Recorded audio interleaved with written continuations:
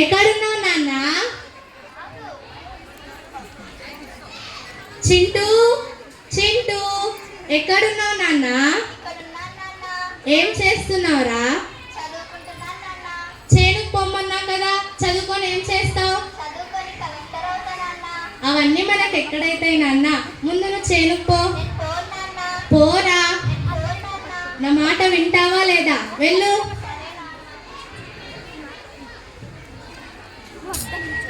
నాన్న, తమ్ముడు ఎలాగో పనికి పోతాడు నాన్న, నేనైనా చదువుకుంటా.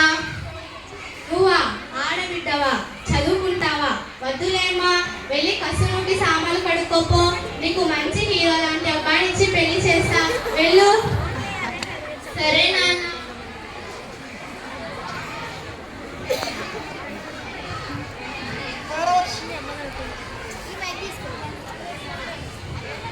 పోష్ పోష్ పోష్ పోష్ పోష్. ఏంటయ్యా అలా పడేశావు? వెనకాల నుంచి వస్తే మిమ్మల్ని చూసి బర్రెగొట్టనుకున్నా సారు. ఏంటి, నన్ను బర్రెగొట్టనుకున్నావా? నీకు ఒక లెటర్ వచ్చింది కానీ నేను ఇయ్యండి సారు. నేను ఇయ్యండి సారు. ఇక్కడ నీ సిగ్నేచర్ పెట్టు. సిగ్నేచరా అంటే ఏం సారు? సంతకం అయ్యా, నీ సంతకం పెట్టు. సంతకమా? నాకు రాసారు. ఓ వేలి ముద్ర కాడివా, పెట్టు. తీసుకో. సారు ఈ ఉత్తరం కొంచెం చదివియండి సారు. నేను ఇచ్చిన కాలంలో చదువుకుంటా పోతే ఈ లెటర్లు ఇస్తాడు. నీ బాబు వచ్చేసాడా లేక మీ తాత వచ్చేసాడా? పట్టవయ్య, పట్టు. చదివియండి సారు. పో. అబ్బా, ఈ ఉత్తరం ఇప్పుడు ఎలా చదవాలి? నాకు చదువు రాదే. ఇలా చదవాలనా? ఇలా చదవాలనా? కూర్చొని చదివితే వస్తుందేమో చూద్దాం. ఇలా కూడా రాలేదే. పడుకొని చదివితే వస్తుందేమో చూద్దాం. ఇలా కూడా రాలేదే. ఇప్పుడు ఎలా అబ్బా? ఒంటి కాళ్ళ మీద నిలబడి చదివితే వస్తుందేమో చూద్దాం. ఇలా కూడా రాలేదే. ఎవరన్నా వస్తే బాగుండు. నేను జడేస్తాను చూడు, నేను జడేస్తాను చూడు. జంబలగడి జారు మిఠాయా. అమ్మో, ఈ రామయ్య చూసాడంటే ఆ పని అయిపోయినట్టే. ఓ మల్లేషు. అబ్బా, చూసేసాడా? ఏమి రామయ్య, ఈ ఉత్తరం కొంచెం చదివియరా. ఉత్తరమా? ఏంట్రా అలా చూస్తున్నావు? నాకు చిన్న అక్షరాలు చదవడానికి రాదు, పెద్ద అక్షరాలు అయితే వస్తాయి. ఇదేం రోగం రా, చిన్న అక్షరాలు చదవడానికి రాదంటున్నావు? నీకు ఇంతకి చదువు వచ్చా రాదా? నాకు రాదు. పోవయ్యా పో. ఇంకెవరైనా వస్తే బాగుండు.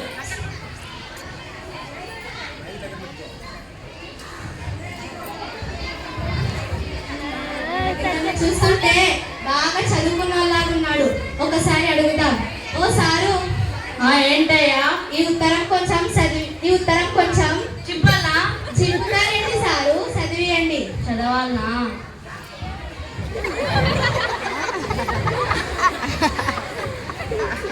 ఏంటి సారు అలా తిరుగుతున్నారు? నా కోసం ఎదుగుతున్నాయా?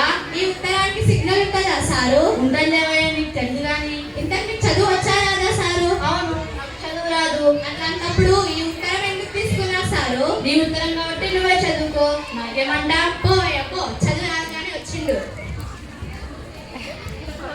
ఇప్పుడు ఎవరు చదువుతారు అబ్బా దీన్ని? ఓ టీచర్ అమ్మా. ఏంటి రామయ్య? ఈ ఉత్తరం కొంచెం చదివియండి అమ్మా. ఇదిగో చదివిస్తాం. మా ప్రియమైన రామయ్యకు మీ అత్తామామలు. అయ్యో రామయ్య, మీ అత్తామామలకు ఏమైంది? ఏంట్రా మీకేం పని లేదా? పోనీ ఇక్కడి నుంచి. మీరు చదవండి టీచర్ అమ్మా. ఆశీర్వదించి రాయినది ఏమనగా, నీ భార్యకు. అయ్యో రామయ్య, నీ భార్యకు ఏమైంది? నా భార్యకి ఏం పని? పోన్రా. నా భార్యకి ఏమైంది టీచర్ అమ్మా? నీ భార్యకు కొడుకు పుట్టాడు. నాకు కొడుకు పుట్టాడు. ఇంత మంచి వార్తని చదవడానికి రాలేదు, ఏం రాలేదు. పోన్రా ఇక్కడి నుంచి. ఏ చింటూ చిన్ని రండ్రా.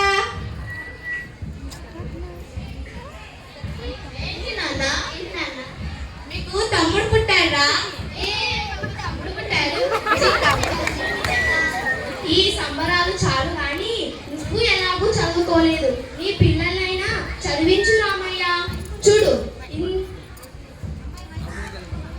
చూడు ఇంత చిన్న ఉత్తరం కోసం, ఇంత చిన్న ఉత్తరం చదవడానికి ఇన్ని ఇబ్బందులు పడ్డావు. నీ పిల్లల్ని చదివిస్తే వాళ్ళు మంచి ఉద్యోగం సంపాదించి నీ కష్టాలన్నీ తీరుస్తారు. చదువుకున్న వాళ్ళ జీవితం ఒక క్రమ పద్ధతిలో ఉంటుంది. కష్టాలను ఎదుర్కొనే ధైర్యం వస్తుంది. సమాజంలో గౌరవం ఉంటుంది. ఏమంటావు రామయ్య?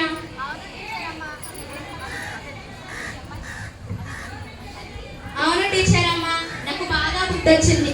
ఇప్పటి నుండి నా పిల్లల్ని పనికి కాకుండా బడికి పంపిస్తాను టీచర్ అమ్మ. ఇప్పటి నుంచి మీరు బడికి పోండ్రా. థ్యాంక్ యూ నాన్న.